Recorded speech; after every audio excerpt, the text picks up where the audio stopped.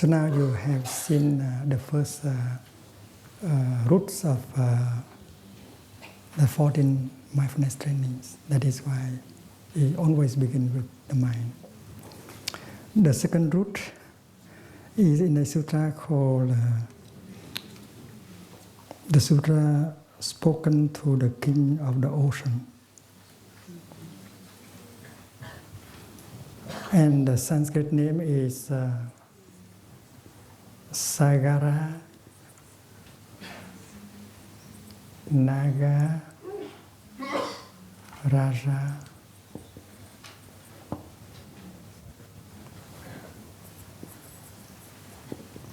Pari Vicha Sutra.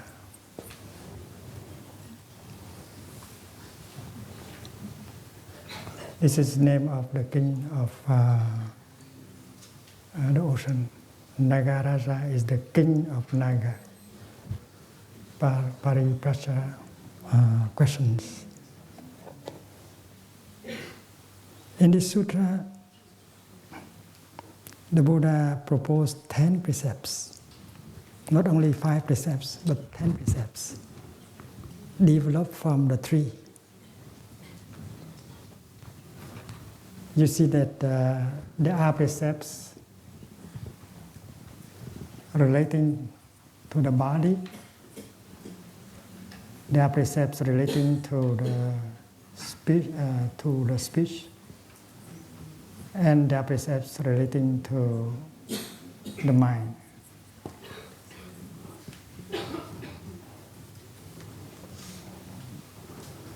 And in the mind, there are 3 precepts.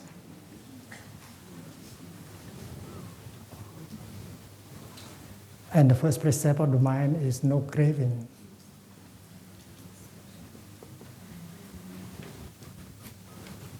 The second is no anger. And the third is no wrong view. So you can see the roots of the 14 mindfulness training in that.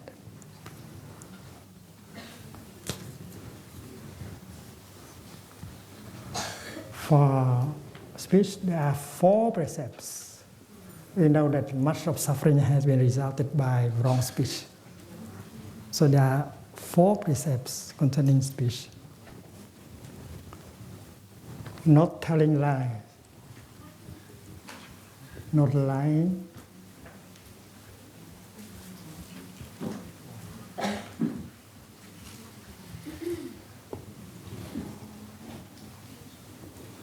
Not using double tongue.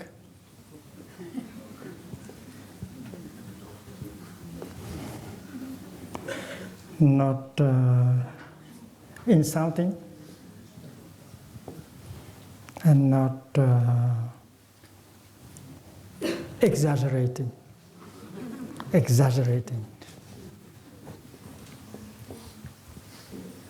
And concerning the 3 precepts of the body, so no killing,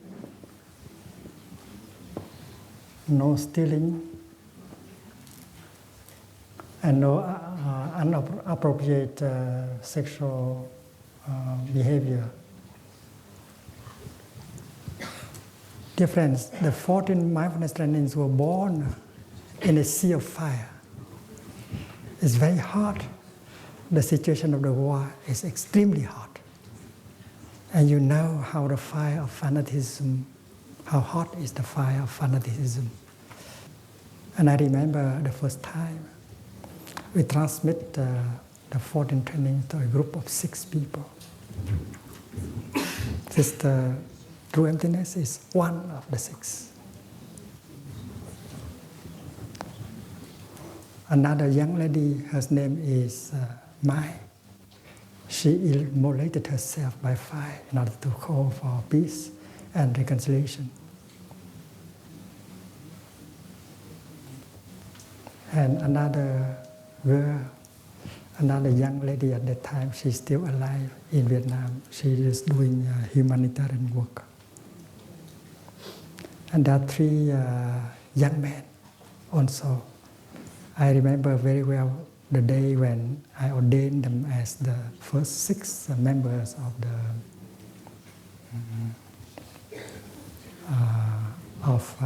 Order of Interbeing.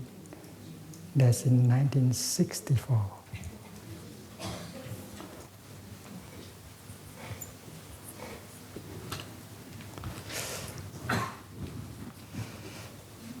And the Order of Interbeing is born in an environment of utmost suffering, very hard.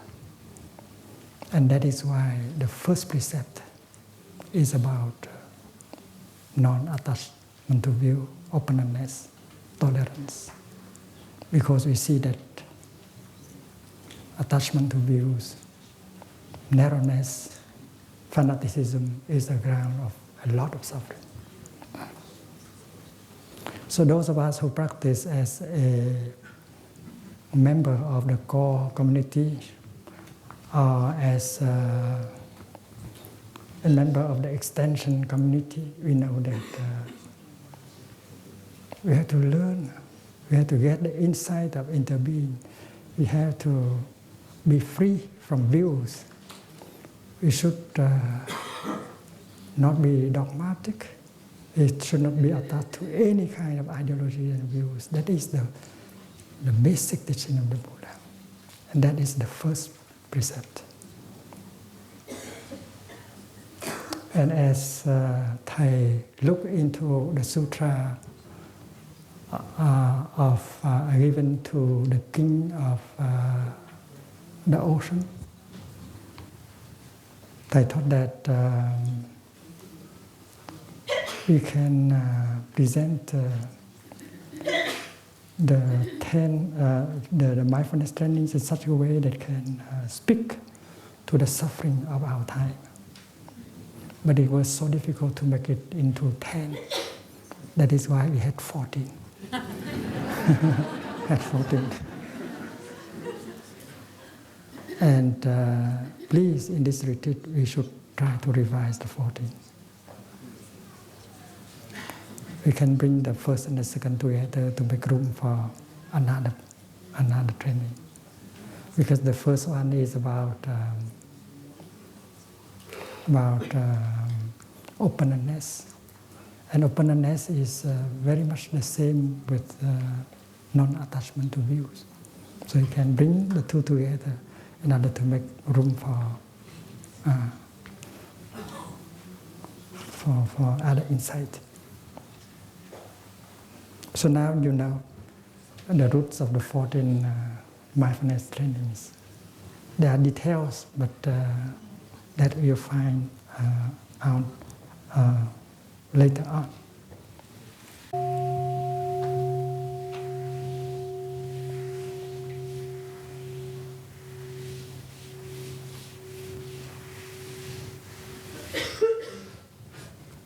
So if the four noble, the noble path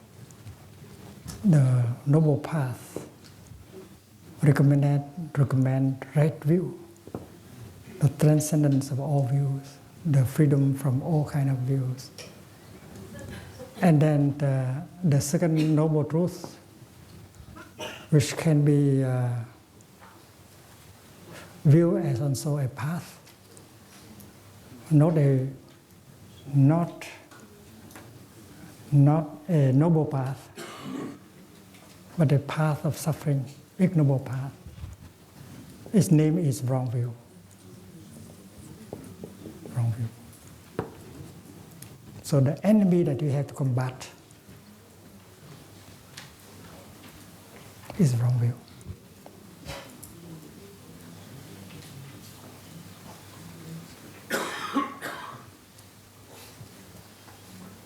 And we know that when we speak of right view, we do not think of some kind of view that is superior to all kind of views. We know that all views should be removed. And the Buddha was very clear about that. When he spoke about emptiness, shunyata.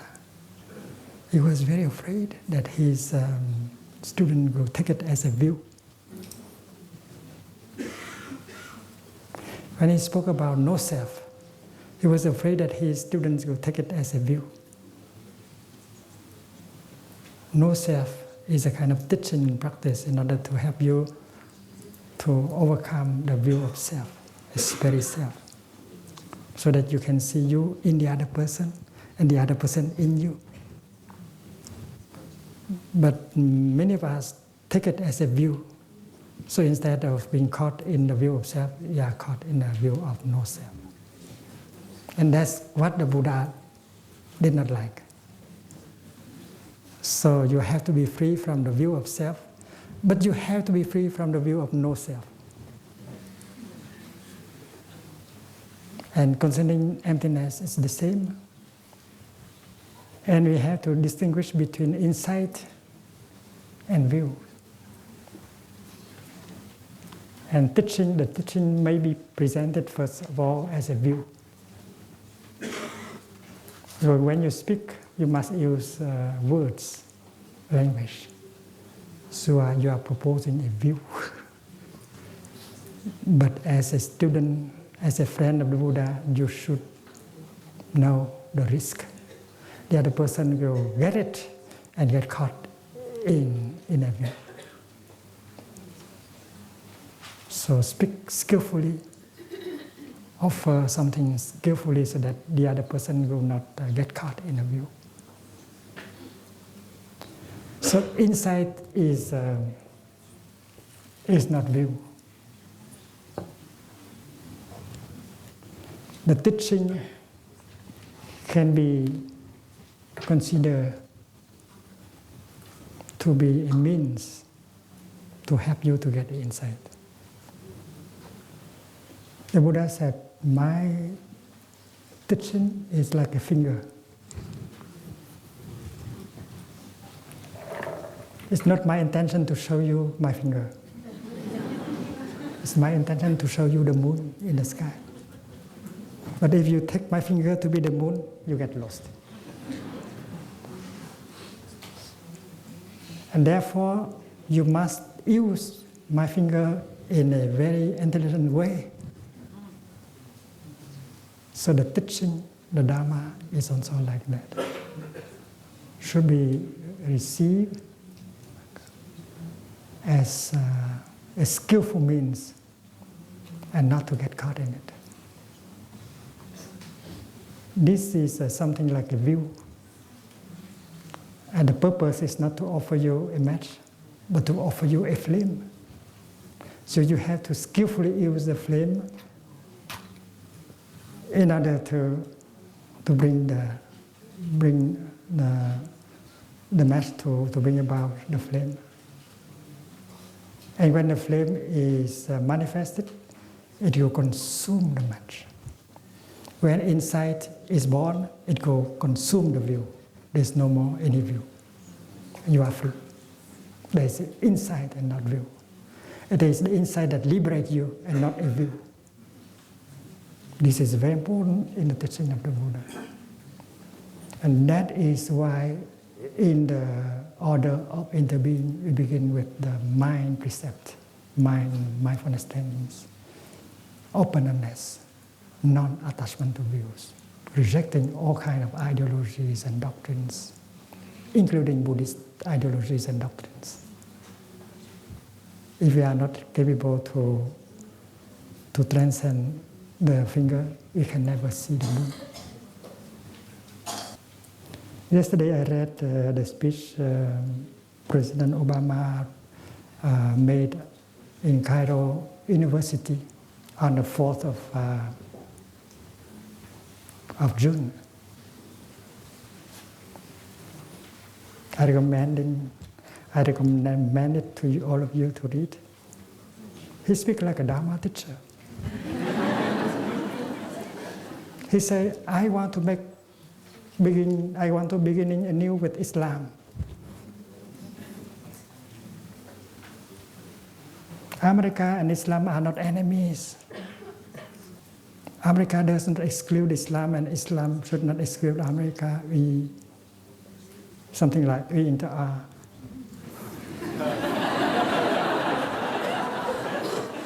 He recognized all the good things that Islam has offered to the heritage of culture of mankind.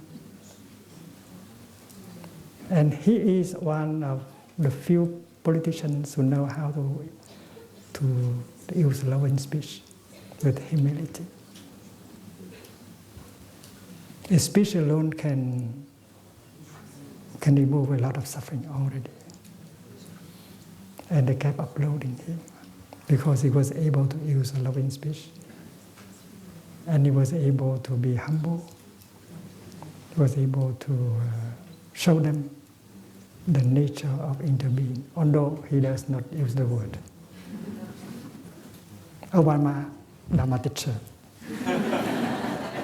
Support him. Because if you don't, and then surrounded by military advisors and political advisors, he may have to make compromise and cannot continue. It's very important because Obama is made of non-Obama elements. And you are the non-Obama elements. You should continue to support him. Remember the day of his inauguration. The press said that the whole nation of America is behind their president. That's true, because people did not want the situation to continue. People want to change. And the Sangha is very strong. But how to keep that, to preserve that, how to keep the Sangha and that inside strong? Because this is our opportunity. And during your daily life, your practice, you should be able to do something in order to strengthen the Sangha behind him, around him. It's you who have voted for him. Even if you are not American, you voted for him, right?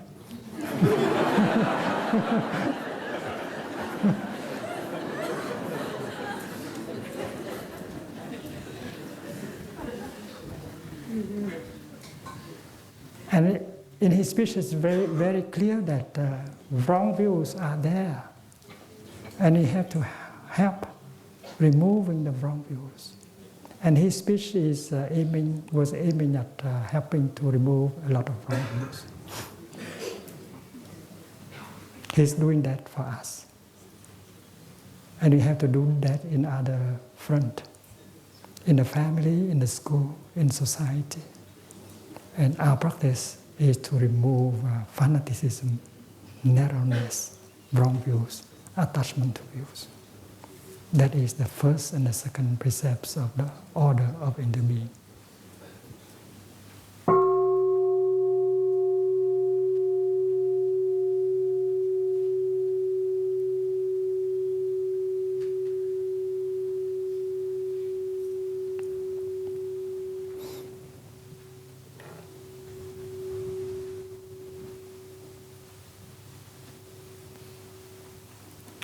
He said in his speech that America does not want to stay.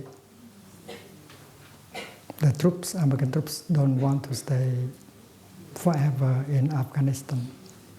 He made it clear. And he was using the kind of speech that we can term as right speech. Right speech, with humility. A tone of reconciliation.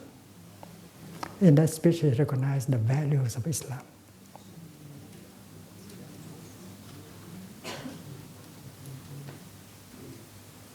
And he said that Islam and Muslim people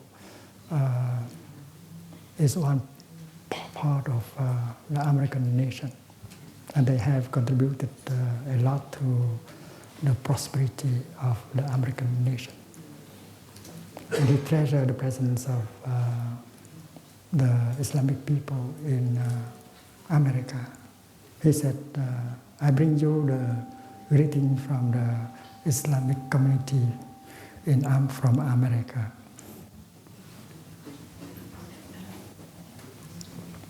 So if the Noble Path propose right view, right thinking, then we know that the suffering that has been brought about is due to wrong thinking. Thinking in terms of duality, discrimination, hate, intolerance, fanaticism.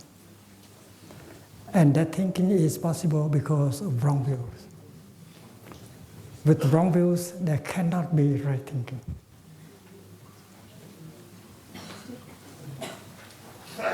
So there are teachers in the past who say that the first is dukkha, the first noble truth is ill being, suffering. And they oversimplify it when they say that the cause of ill being is desire. It's not true. Desire is only one tiny part of the wrong path. The real block behind suffering is wrong view, which lead to wrong thinking. And the suffering of the world, our own suffering, have been created by wrong views and wrong thinking. That is why we have to cultivate our mind. We have to see the mind as the king, the mind as leader of everything, like in the Dhammapada. We have to work with our mind. If the Noble Path proposes right speech, and we know that suffering is brought about by wrong speech. Wrong peace is kind of peace that does not have openness, does not have understanding and compassion and reconciliation.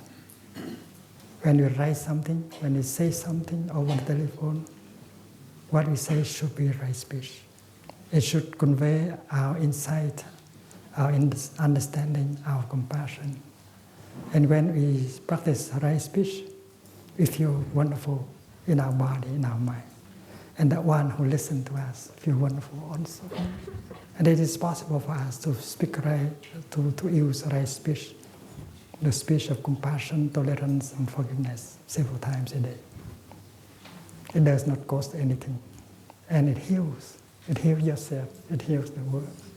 If the Noble Path proposes right action, and we know that the path leading to suffering is characterized by wrong action, the kind of action that kill, maim, destroy humans, other species on earth, and the environment. So observing a no-kade is not a wrong action. That is a right action. When the Noble Path recommends right livelihood, we know that the cause of suffering lies in wrong livelihood. We are earning our life in such a way that does damage to other human beings. Suppose our nation is selling weapons to many poor countries, because that is a very important industry of the nation. We know that America does that, France does that, Great Britain does that. We are selling weapons to the poor countries. We say that you need something to defend yourself. We play on that fear, because that industry brings us a lot of money. And that is not right livelihood. And we should not allow our nation to continue like that. We have to act together to stop that, because the children, the poor people in these countries, they need bread, they need rice, and they don't need a weapon. Imagine a little boy holding a plate for many hours without getting anything on the plate to eat. And you are offering them grenades and bombs and guns. Does not make sense.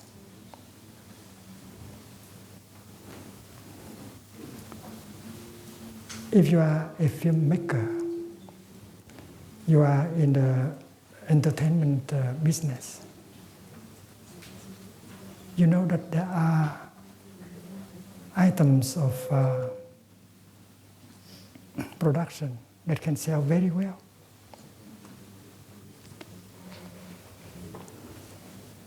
But when the children consume these films, they consume a lot of violence and anger and fear. But because you are able to sell a lot, you get a lot of money, so you continue to produce these kind of films.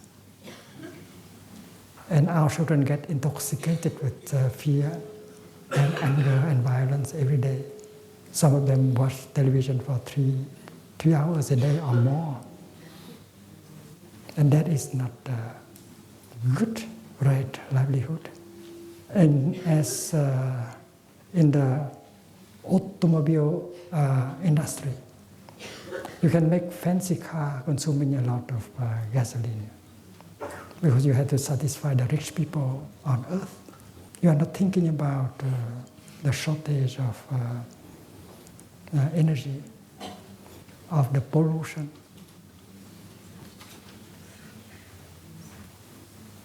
And that is not right livelihood.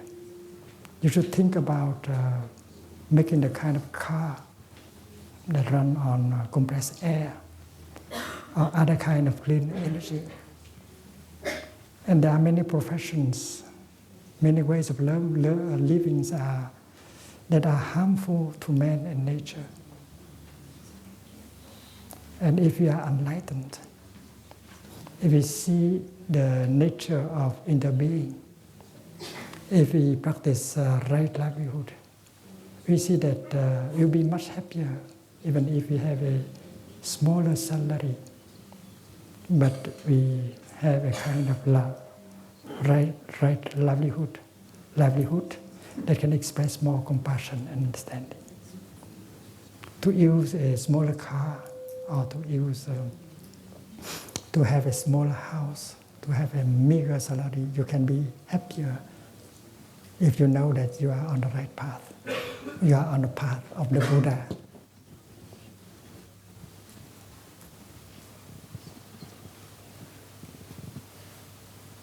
You are not doing harm to the environment, to other species. And it's very clear. When you look into the roots of suffering, you have to see all these kind of things. That's so easy. You just look at the noble path and you see the ignoble path leading to suffering. Wrong mindfulness. I live wrong diligence for later on. Yesterday we spoke about focusing on mind, our mind, only in the past. And that is a natural tendency because we have lived and every experience of our life are stored there in the store consciousness. And during our daily life, we used to slide back to the past. What is important is that the little child in us is used to that kind of environment. She doesn't want to come out with us into the present moment. It has become a habit, and we have done that with him. You listen to his call, her call, and you go back, and you find it more comfortable to be in the past. But we know that your life is here and now. That is only a set of pictures, a set of films. And that is why it's very important to talk to your inner child in you You should have time to talk to the little girl, the little boy in us who is still deeply wounded, and the trauma of the past continue to intrude into the present moment.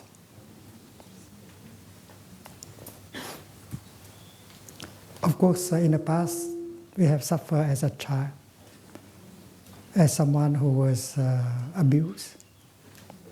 In the past, we had the feeling of fear. We felt impotent. We feel helpless. We feel we could not defend ourselves. We feel that we are at the mercy of the situation, of the people. But now the situation has become different. We have grown up to be a person, a strong gentleman, a strong lady. So you have to talk to the little child in you. Dear one, you know who I am? I am your adult self. I am your adult self. I am you. I want to tell you that the past is already gone. And it is possible for us to live the present moment. We are no longer at the mercy of the people. We are no longer fragile or vulnerable. We can now defend ourselves. We are very capable of defending ourselves. Come with me into the present moment. We should live our life in the present moment. Dear friend, you know that in Plum Village we practice the bell of mindfulness. Every time you hear the bell, you go home to the present moment. You may be visiting the past and thought that to be your home, and you want to go always home. You feel comfortable, but you suffer. As frugal, as simple as it is, there's no place like home. But that is not your true home. Your true home is in the here and the now. Because only in the here and the now that you can encounter real life. There you can encounter only memories. And you do not want to live in the prison of the past. And that is why we have to talk to the young one in us. Dear one, you know, I am you, I am your adult self. I know very well that we have grown up as an adult. We are no longer a fragile infant. We are no longer at their mercy. We can defend ourselves now. We can react. We can call the police. We can get a job. We can live our life now. So don't worry. And talk to him, talk to her. Download your wisdom. Download your insight to the little one down there. And bring him, bring her out. This is very important. The bell of mindfulness helps you. And there are many ways to help you. You might wear something. And when you touch that something, you remember that you have to go home, back to the present moment again. In Plum Village, when we hear the bell, we practice breathing in mindfully, and we say, I listen to the bell. This wonderful sound brings me back to my true home. My true home is in the here and the now. And that is not my true home. The past is not my true home. You have to instruct the little one in you. That is not our home. Our home is here. Here we can encounter the wonders of life. We can really live our life. We can now get the nourishment and the healing here in the present moment. So invite the little child to come out. Always. Don't allow it to draw you back to the past. This is a very important practice. And when you live in a community of practice like Plum Village, everything around induces you to get out of that world of memory and live your life in the here and the now. When you see a brother walking mindfully, that is the bell of mindfulness. And we are reminded by what we see, by what we hear, to go home, to our true home. Our true home is in the here and the now.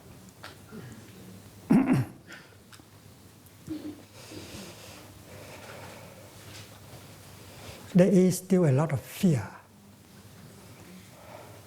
a lot of anxiety, a lot of anguish in us, because the child has not been liberated.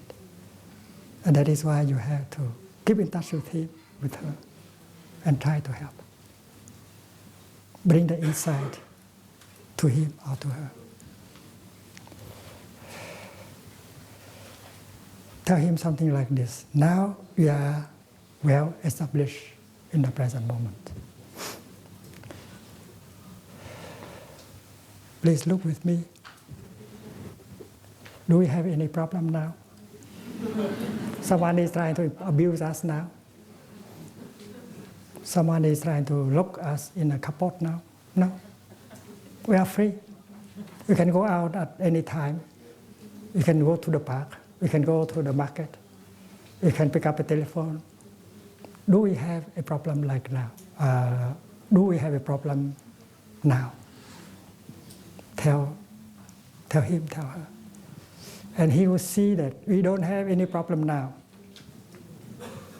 And if you don't have a problem now, you don't have any problem at all.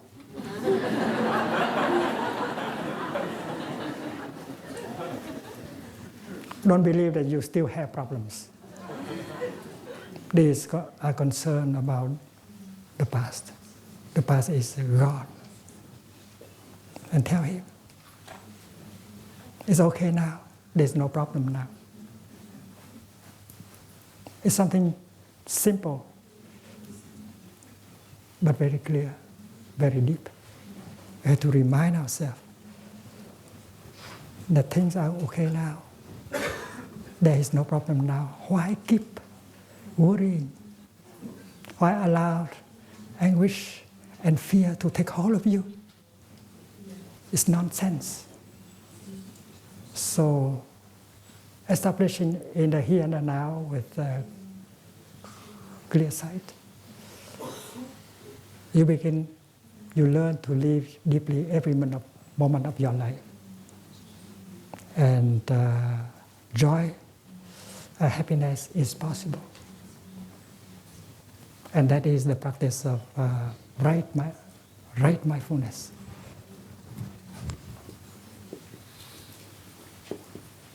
Always go home to the present moment and live our life. Everything you are looking for is there in the present moment. The young brothers in Upper Hamlet, they are designing a watch that will be available soon. And when you look at the watch, you see always the present moment. 12 o'clock is now. 3 o'clock is now, 6 o'clock is also now. You only see now. And on it you can see it's now. It's now. Whatever time it is now. That is our purpose.